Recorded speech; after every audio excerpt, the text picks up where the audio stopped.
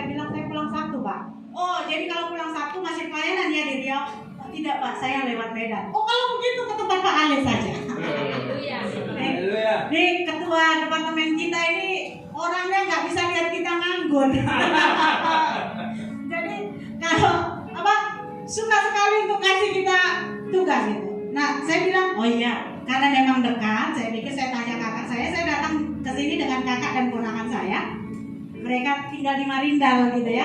Jadi ketika saya tanyakan, kok dekat cuma 10 menit? Oh puji Tuhan, enggak apa-apa lah. Nanti saya datang, siap Pak, nanti saya ke sana. Begitu. Maka saya WA Pastor Ale, kemudian saya itu begini, saya suka memang untuk ketika berada di satu tempat untuk langsung berkunjung ke gereja Bethel kita gitu ya, di mana yang terdekat. Tanpa harus disuruh untuk khotbah gitu kan harusnya enak tuh kan kita datang menikmati hadirat Tuhan di situ tapi nggak kenal loh kenapa ya setiap kali datang harus jadi berkat gitu ya khotbah lah tidak apa bukannya sebenarnya menolak ini enggak nanti dilapor lagi sama Pak Irwan itu bisa kacau kita tidak ya tapi sesungguhnya dengan senang hati saya berkata saya senang bertemu dengan jemaat di GBI Blessing City ini biar kiranya Tuhan yang memberkati setiap kita. Kita nggak bisa nyala ya. Dia mesti beli baru ini. Oh ya, minta ganti dia. Udah subuh minta dari belum Tuhan. Itu. Kita berdoa dalam waktu dekat ada yang baru. Amin. Ya, Bapak Ibu, karena memang LCD-nya tidak ada, maka saya cuma mau ajak kita untuk buka Alkitab kita dari 2 Timotius 2 ayat 19. 2 Timotius pasal yang kedua ayat 19.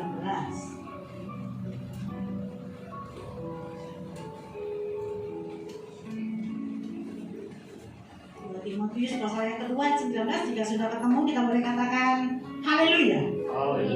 Kita baca sama-sama 3, 2, 1. Tetapi dasar yang diletakkan Allah itu teguh dan materainya ialah Tuhan mengenal siapa kepunyaannya dan setiap orang yang menyebut nama Tuhan hendaklah meninggalkan kejahatan. Haleluya. Berkatilah orang yang mendengarkan firman Tuhan dan yang melakukannya dalam kehidupan sehari-hari. Bapak Ibu Saudara, kita ini ada di akhir zaman. Setuju dengan saya katakan amin? Kita bisa lihat ya, ada banyak kejadian-kejadian yang cukup memprihatinkan. Bencana alam terjadi. Baru kemarin saya baca berita Jepang tsunami, betul ya? Dengan gempa dengan skala 9 skala Richter. Wow. Kemarin Aceh itu masih di 7. Nah kalau Jepang sampai 9, gimana itu porak-porandanya coba? Saya belum baca lagi ada berapa banyak yang korban gitu ya. Lalu ada banyak banjir terjadi. Mungkin di Medan nggak terlalu banyak gitu ya. Tapi di daerah Jawa itu hampir semua. Di daerah Banten kemarin 5 meter banjirnya, rumah tenggelam.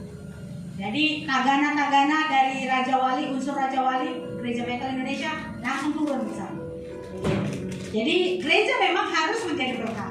Gereja harus melakukan apa yang Tuhan rindu untuk gereja lakukan.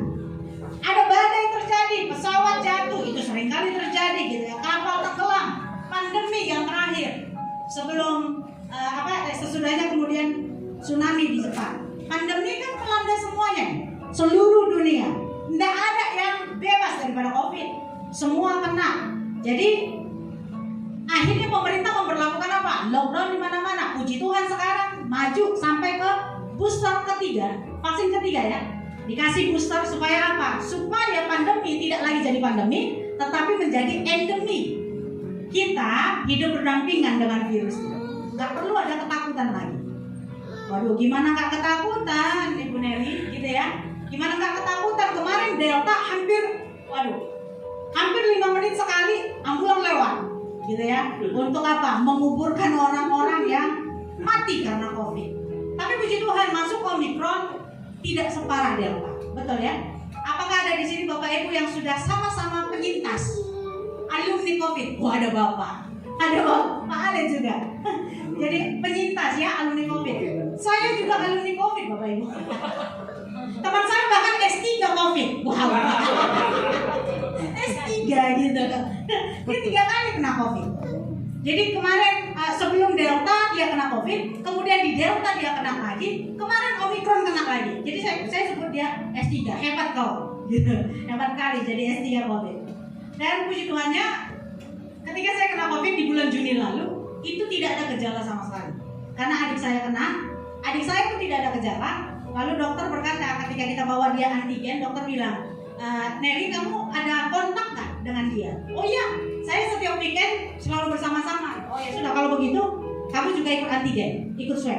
Tidak usah dokter, sebab saya tidak ada rasa apa-apa, biasa aja gitu. Nggak apa-apa.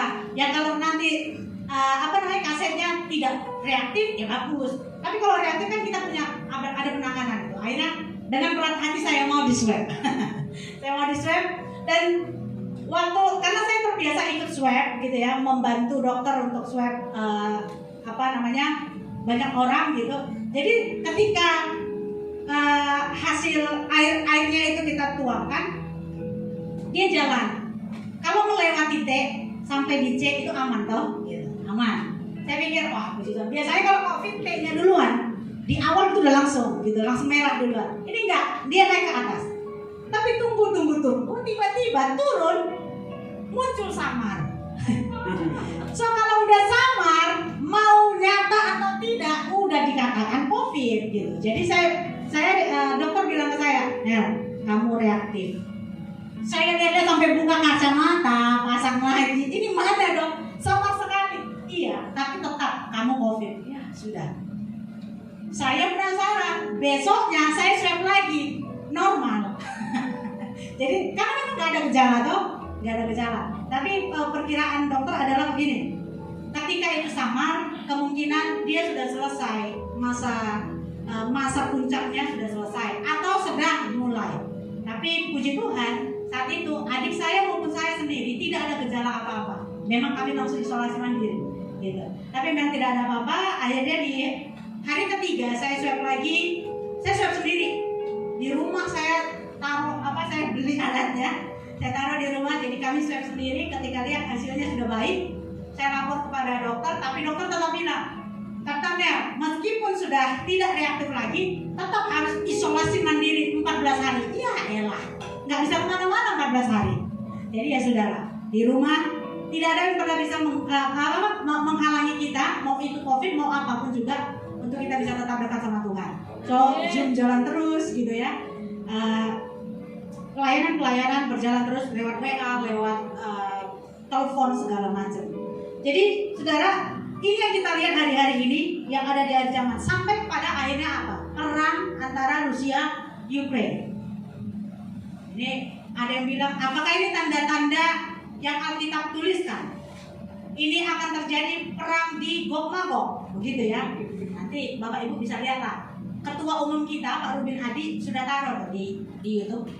Nanti bisa baca, bisa lihat, bisa dengarkan apakah tanggapan orang-orang tentang perang antara Rusia dan Ukraina itu adalah perang Gog Magog nantinya.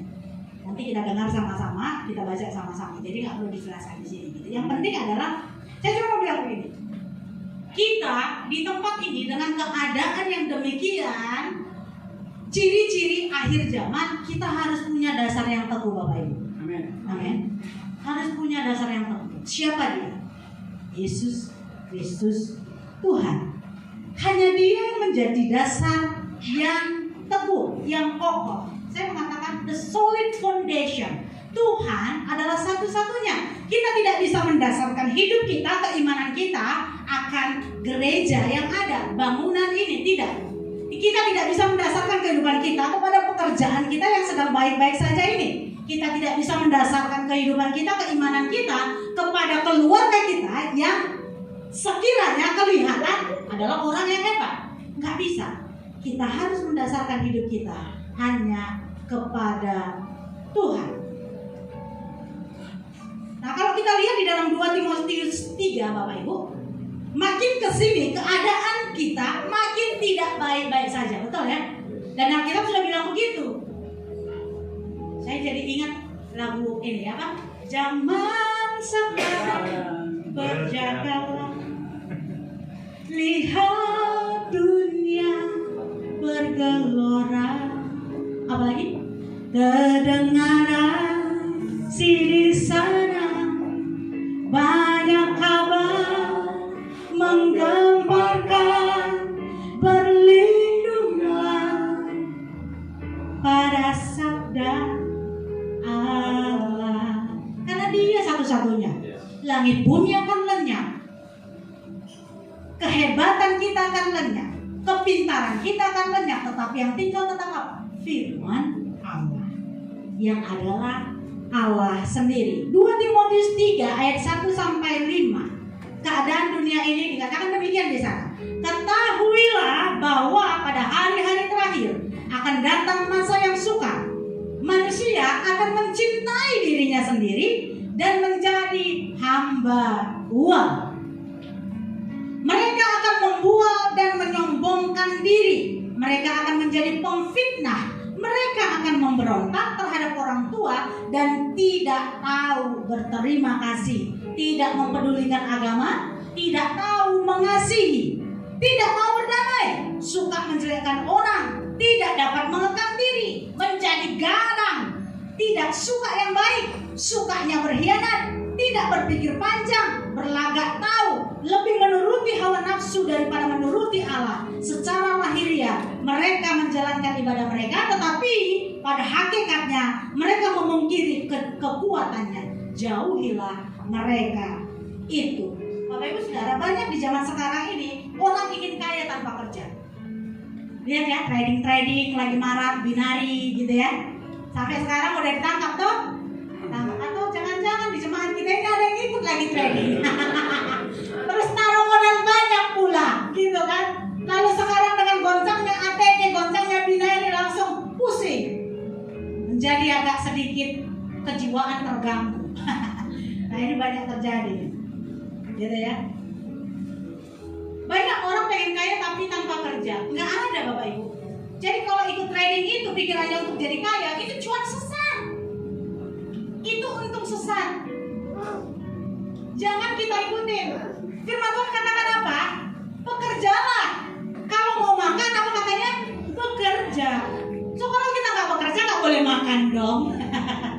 Jadi jangan coba-coba untuk kita berpikir gini, saya ikut trading supaya saya jadi cepat kaya dan saya nggak usah kerja. Nggak bisa. Itu nggak sesuai dengan Alkitab. Alkitab katakan apa? Lakukanlah, berupayalah. Dari Kejadian juga Tuhan bilang apa? Kepada Adam aja Tuhan sudah bilang, usahakanlah, taklukkanlah. Kalau ada kata usahakan, ada kata taklukkan, itu kan kata kerja dan mewajibkan kita untuk bekerja. Amen. Lalu ketika firman Tuhan berkata apa? Carilah, maka engkau akan mendapat. Ketuklah, pintu dibukakan. Apalagi? Mintalah, akan diberikan kepadamu. Minta, cari, ketuk, itu kan kata kerja. Semuanya artinya ada sesuatu yang Tuhan mau untuk kita buat. Apa itu? Bekerja. Jadi kalau ada orang pengen kaya tapi tanpa bekerja, salah besar dan Tuhan gak suka itu. Di akhir zaman ini ada banyak orang pengen kenikmatan tapi tanpa nurani. Apa itu? Coba lihat ya. Saya, Bapak Ibu, saya belum nikah. Ya, usia saya hampir 40. Tapi saya belum menikah. Tapi saya lebih orang tua daripada orang tua. Udah macam Pak Prabowo ya. Saya lebih militer daripada militer gitu. Iya, saya di depan saya itu ada banyak anak-anak, ada ponakan saya gitu ya, ada anak-anak didik juga begitu. Jadi saya sudah menjadi seperti orang tua. Gitu. Kenikmatan tanpa nurani ini maksud saya begini, ada orang sudah tua banget gitu ya, opa-opa menikah sama anak belum usia 17. Ini mau jadi apa dunia? Ada pula gitu ya, anak muda sekali menikah dengan nenek-nenek. Ini mau cari apa? Cari apa sebenarnya? Mau cari sensasi kah? Nggak perlu lah ya. Tuhan mau hidup kita di akhir zaman ini supaya hidup kita ini benar-benar menyenangkan hati Tuhan saja. Lewat apa? Lewat semua yang kita lakukan setiap hari dalam kehidupan kita. waktu kemarin di POAB, saya bilang sama anak-anak ada 10 orang siswanya, cuma 10. Waktu lalu yang mendaftar 15, yang datang ke sana cuma 10, yang 5 mundur teratur. Mungkin gak suka pembentukan gitu ya, karena memang di asrama itu kita lakukan aturan yang ketat sekali, bukan untuk nakut-nakutin mereka, enggak, tapi supaya kita menciptakan hamba Tuhan yang memang benar-benar siap utus dan siap untuk memimpin. Nah, nanti dari tempat ini pasti bisa jadi kan Pastor ada nanti utus 1 orang, diwakafkan 1 orang untuk jadi utusan misi. Supaya apa? GBI Blessing City punya cabang nanti 1, karena sudah diputus 1 orang gitu kan. Itu yang kita minta. Ketua Departemen Misi kita, Pak Irwan Wijaya, rindunya begini. Pendiri Gereja Bethel Indonesia kan visinya adalah ada 10.000 jemaat yang akan terbentuk. Cuman waktunya nggak tahu kapan. Maka Pak Irwan bilang gini, kita harus tetapkan waktunya karena untuk bikin smart goal itu kan ada time frame-nya. Ada jangka waktunya, mau panjang kan atau pendek begitu. Lalu Pak Irwan bilang begini, dalam masa periode kita sampai 2023 nanti 10.000 jemaat harus bisa. Sebenarnya bisa. Sampai saat ini Gereja Bethel Indonesia ada di sekitar 6.300 Bapak Ibu di seluruh dunia, di 7 benua, gitu ya, Indonesia dan 7 benua. Ada 6.300. So kalau katakanlah 1/4-nya saja membuka gereja, udah dapat dong 10.000. Selesai kan? Visinya tercapai secara kuantitas gitu. Secara kualitatif menjadi sama seperti Kristus. Nah, itu yang kita kejar. Jadi kita nggak sekedar beribadah, tapi nggak ada perubahan. Tuhan mau ketika kita mendasarkan hidup kita di dalam Dia, maka hidup kita berubah. Berubah apa? Menyenangkan hati Tuhan. Kalau kita sudah menyenangkan hati Tuhan, maka kepada sesama pun mereka akan lihat kita yang berkenan kepada Tuhan ini, mereka pun ikut kita. Itu yang Tuhan mau sebenarnya. Kita jadi berkat dimanapun kita berada. Ada pengetahuan tanpa karakter, Bapak Ibu. Pengetahuan tanpa karakter ini banyak sekali. Ada orang punya titel, gitu ya, punya gelar, tapi nggak kuliah. Gitu. Banyak yang beli dia. Ini namanya pengetahuan tanpa karakter, bisnis tanpa moralitas, nggak peduli apapun juga. Saya kaget kemarin, ternyata Bagan Batu itu adalah satu wilayah yang sangat bebas narkoba. Baru tahu saya. Saya pikir Bagan Batu itu kan lucunya kita bikin peta di kelas POAB. Ternyata petanya itu sudah peta tahun 2015. Saya cari-cari Bagan Batu di mana? Nggak ada. Nggak ada dalam peta. Adanya Ujung Batu. Jadi saya bilang ini Bagan Batu nggak ada dalam peta juga, tapi hebat sekali narkobanya ya. Anak-anak kecil itu udah mulai dirusak. Jadi ini menjadi doa bagi gereja Tuhan. Nanti kalau Bapak Ibu doa, dalam doa pengerja atau doa apapun juga, bawalah Bagan Batu ke dalam doa kita untuk dibebaskan daripada narkoba itu sendiri. Agama tanpa pengorbanan, kita maunya diberkati tanpa mau memberkati. Harusnya kan kita ini sudah orang-orang yang diberkati ya. Harusnya kita memberkati. Karena ketika kita diberkati, kita harus memberkati orang. Kita udah terima yang baik dari Tuhan, maka kita lakukanlah yang baik kepada banyak orang di sekitar kita. Bapak Ibu Saudara, kalau apa yang dikatakan di dalam 2 Timotius 3 ayat 1-5 ini, Tuhan kasih tahu sama kita, jauhilah mereka itu. Kita jangan jadi orang yang tidak tahu berterima kasih. Kita jangan jadi orang yang sombong. Kita jangan jadi orang yang memfitnah. Kita jangan jadi orang yang tidak peduli agama. Kita jangan jadi orang yang tidak tahu mengasihi dan lain sebagainya. Itu Tuhan bilang apa? Kalau ada yang seperti itu, jauhi. Jangan didekati. Jangan berpikir kalau kita kuat. Karena sewaktu-waktu kita bisa jatuh. Dan kejatuhan kita nggak tahu. Kalau kita bisa langsung cepat bangun, itu puji Tuhan. Tapi kalau pada saat kita jatuh dan itu sejatuh-jatuhnya tidak bisa bangun lagi, itu yang susah gitu. Sama dengan ketika kita mau bertobat gitu ya Bapak Ibu. Kita jatuh dalam dosa, kita bilang, udahlah aku nikmatin aja dulu ini. Toh Tuhan belum datang. Nanti juga Tuhan kasih waktu untuk aku bisa bertobat. Iya, kalau memang pas dapat waktunya, kita bisa bertobat dan kita mengakui dosa kita di hadapan Tuhan, Tuhan terima kita. Tapi ketika kita nggak ada lagi waktu, Tuhan gak kasih waktu, kita mati sebelum bertobat. Kemana kita ujungnya? Mati kekal. Dan saya percaya nggak ada kita yang mau untuk mati kekal. Yang mau pasti hidup kekal. Amin. Itu tujuan kita. Maka kita jauhi orang-orang yang seperti itu. Tapi kita patut bersyukur Bapak Ibu Saudara.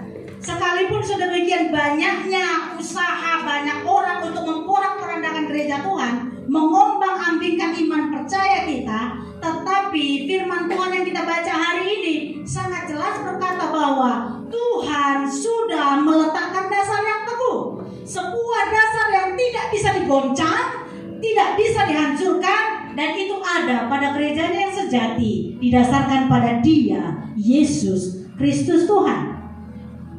Hebatnya Tuhan sendiri yang memberikan dirinya, gitu ya. Jadi kita nggak perlu ragu. Tuhan sendiri, bukan di atas pastor kita, bukan di atas pengerja-pengerja yang ada, bukan di atas jemaat sendiri, tidak, tapi di atas Kristus sendiri. Nah, yang lebih hebatnya lagi, semakin diteguhkan dengan materai yang dikenakan pada gerejanya. Kita baca sekali lagi sama-sama Bapak Ibu Saudara, ayat yang kita baca pertama tadi, 2 Timotius 2 ayat 19. Tetapi dasar yang diletakkan Allah itu teguh, dan materainya ialah Tuhan mengenal siapa kepunyaannya. Ini yang menjadi kabar sukacita buat kita hari ini. Tuhan mengenal kita. Sebagaimanapun adanya diri kita, Tuhan mengenal kita. Mau kita rubah diri pun, dengan rambut pada akhirnya dicat seperti saya ini, dipirangin dari hitam jadi pirang, kemudian dari hidung pesek dimancungin gitu ya, lalu dengan sulam alis segala macam, kita pikir orang gak bakal kenal kita lagi. Salah besar. Tuhan sangat mengenal kita. Amin. Mau dirubah macam apapun, mau jadi transgender pun, Tuhan kenal kita. Yang saya mau bilang begini Bapak Ibu, apa adanya kita, Tuhan mengenal kita. Jangan pernah lari dari apa yang Tuhan sudah buat dalam hidup kita. Jangan pernah merubahnya. Tuhan mau kita ini, apa yang Tuhan kasih sama kita, kita syukuri. Saya ngecat rambut, kan katanya gitu ya, pandangan orang itu ya kalau ngecat rambut, dulu itu kan konotasinya jelek ya, udah pasti cewek-cewek nggak benar gitu. Tapi kalau zaman sekarang kan bukan fashion juga, enggak, karena rambutnya rusak gitu ya. Jadi agak dikasih warna lebih baik gitu daripada pecah-pecah gitu. Mungkin kalau dihitamin lebih nggak sesuai gitu. Jadi bukan karena ngikutin mode, enggak. Saya orang paling nggak bisa mode Bapak Ibu. Maka ya, orang-orang misi kebanyakan begitu kayaknya ya. Datang sembarangan gitu penampilan gitu, pakai sepatu kets gitu, terus pakai kaos aja. Kalau lihat Pak Iwan pakai jeans, pakai kaos aja tuh udah gitu. Tapi kalau kita kan image-nya harus pakai jas. Saya dari tadi, aduh pakai jas. Kakak saya bilang, kakak saya kan dari gereja yang berbeda memang. Dia bilang, kamu nggak pakai jas? Oh pakai Kak. Padahal dalam hati saya panas. Tapi memang harus diikutin terkadang gitu ya. Tapi kadang saya juga tidak terlalu memikirkan. Buat saya begini, bukan soal jelek atau apa, tidak. Tapi yang penting rapi dan tidak menunjukkan aurat, gitu ya. Jadi yang penting hati lah, gitu ya. Kelihatan kok hati orang yang menyembah Tuhan dengan sungguh, dengan orang yang hanya pamer saja. Kan banyak orang sekarang itu flexing ya, pamer. Kelihatan kaya, padahal nggak punya apa-apa. Terus kelihatan sederhana tapi punya apa-apa. Nah kan kita nggak bisa bedain ini. Nah itu tadi model karena trading. Saya jadi gara-gara trading itu saya jadi lihat itu Indra Ken Sultannya Medan itu gitu. Saya jadi lihat profilnya dari awal gitu. Kok bisa ya? Ternyata memang nggak benar gitu. Jadi Bapak Ibu, kalau ada yang memang mengikuti itu ya bertobatlah. Bertobat dalam artian gini, saya nggak melarang untuk ikuti itu. Ada trading yang memang sesuai ya. Ada trading yang sesuai, tapi tidak menjanjikan kekayaan sedemikian rupa dengan cepat gitu. Tidak ada. Jadi kalaupun berbunga, Bapak Ibu kan bisa lihat ya, surat sakti dari negara. Ada kan surat negara yang diperjualbelikan, obligasi yang seperti itu. Kita bisa pakai itu juga. Lihat aja, itu aja dalam 1 tahun gitu ya, cuma 7% yang bisa didapat. Nah ini kalau dia bilang dalam sehari kita bisa dapat 20%, kan gitu. Jadi kita harus pintar-pintar. Jangan nanti kita udah taruh uang kita banyak-banyak di situ, ujung-ujungnya apa kejadian seperti ini, kita stres. Satu orang saya udah tanganin kemarin di Bagan Batu, dia habis 600 juta masuk ke trading. Jadi bukannya cuan, tetapi rugi dia. Habis semuanya 600 juta, dia stres. Masuk psikiater. Jadi langganan psikiater. Wah, hari-hari ini psikiater itu pekerjaan yang menjanjikan. Jadi kalau ada nanti anak-anak bapak ibu masuk aja di psikiater aja. Karena banyak orang-orang sakit jiwa belakangan ini. Itu perlu dirawat. Dan kita ini juga klien-klien Tuhan ini adalah orang-orang yang jadi psikiater yang hebat harus. Amin. Baik, Bapak Ibu terkasih, kita dimateraikan dengan materai yang tidak pernah bisa tergantikan. Itulah yang Tuhan taruh. Tuhan mengenal siapa kepunyaannya, itu yang pertama. Yang kedua, ini didasarkan teguh dan dimateraikan. Faktanya adalah begini, rencana Tuhan dan tujuan Tuhan dalam kehidupan kita tidak akan pernah terhalangi oleh apapun. Kalau destiny Allah dari awal untuk kita dikembalikan, menerima kemuliaannya, maka itu pasti akan terjadi. Matius 24 ayat 14 itu berkata apa? Dan Injil kerajaan ini akan diberitakan sampai ke seluruh bumi, maka terjadi kesudahannya. Bapak Ibu Saudara, itu yang kita sedang lakukan. Jemaat, pengerja, gembala, semuanya akan sama-sama untuk memberitakan kabar baik ini. Di mana kita ada?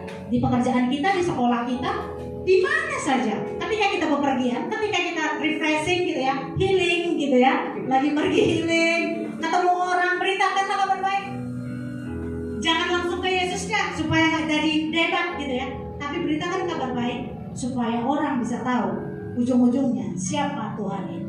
Nah, ayat yang kita baca tadi diakhiri dengan kalimat nasihat untuk meninggalkan kejahatan. Maka Bapak Ibu Saudara, demikianlah kita sebagai orang percaya, kita harus menjaga hidup kita ini di dalam kekudusan dan perkenanan Tuhan. Karena kita adalah kepunyaan Allah, kita umatnya, imamat yang rajani, maka mari kita sesuaikan hidup kita kepada Tuhan. Kita padankan diri kita kepada Tuhan. Gitu ya. Tuhan sudah kasih plotnya. Tuhan sudah kasih modelnya. Dia sudah jadi role model. Tinggal kita ngikuti. Padankan diri kita dengan Tuhan supaya pada akhirnya nanti kita memiliki tekad yang kuat untuk meninggalkan segala bentuk dosa dan kejahatan. Memang susah ya. Memang mustahil memang kita hidup murni tanpa dosa. Tapi ketika kita berdosa, cepat-cepat tinggalkan dan bertobat. Jangan pernah jatuh ke dalam dosa yang sama. Berarti dosa yang lain boleh dong? Enggak juga. Usahakan dirimu tidak jatuh dalam dosa. Kalau memang sempat terjatuh, maka cepat-cepatlah bangun. Bapak Ibu tahu ya, kalau kita kesandung batu lalu jatuh, apa yang kita lakukan? Cepat-cepat bangun toh. Karena apa? Sakit kan? Karena apa?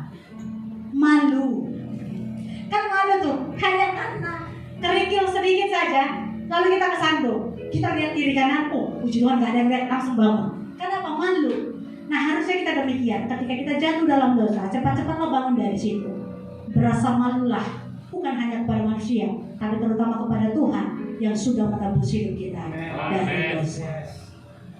Bapak Ibu Saudara, terakhir saya mau katakan begini, Tuhan tahu siapa yang akan tetap setia, siapa yang akan tetap berpegang teguh kepada kebenaran yang sejati. Jadi pastikan hidup kita, pribadi lepas pribadi, adalah orang yang dikenal Tuhan sampai pada akhirnya setia di hadapannya. Tuhan Yesus memberkati. Mari kita bangkit berdiri.